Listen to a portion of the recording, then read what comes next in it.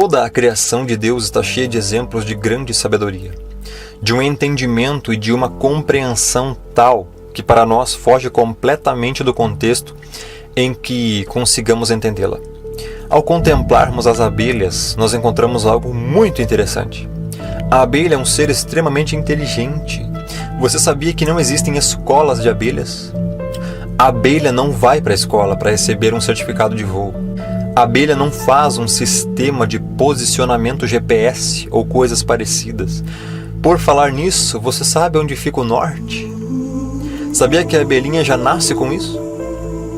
As abelhinhas sabem exatamente o posicionamento delas em relação ao Sol.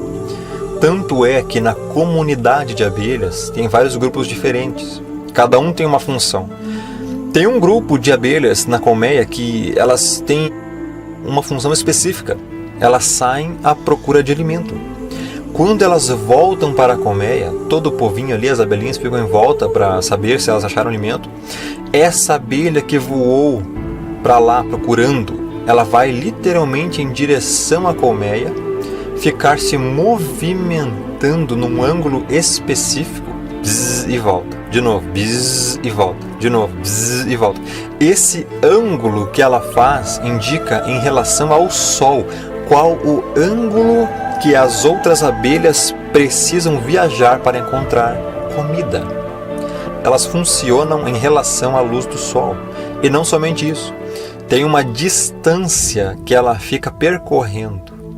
Ela vai e faz bzz e volta, bzz e volta. A quantidade de batidas de asas e vibração e o tempo que ela faz indica qual a distância que as outras abelhas têm que voar naquela direção até chegar onde está a comida. Se eu pedir para você que você fosse, após o término da mensagem, a 27 graus sudeste, percorresse 843 metros sem o auxílio de instrumentos de medida, exatamente onde eu enterrei uma nota de R$100. Sabe o que iria acontecer? Esse terreno iria ser escavado em toda a sua área, em toda a sua extensão, numa distância aproximadamente entre 300 a 2.000 metros, porque você não saberia partir daqui num ângulo de 27 graus a sudeste, nem ter a noção exata de 843 metros, e talvez muito menos saber onde fica o norte. A abelha nunca foi na escola. Ela sabe onde fica o norte, e ela indica para as outras abelhas aonde ir e como fazer para chegar lá. Pergunta: como as abelhas desenvolveram todo esse mecanismo de comunicação?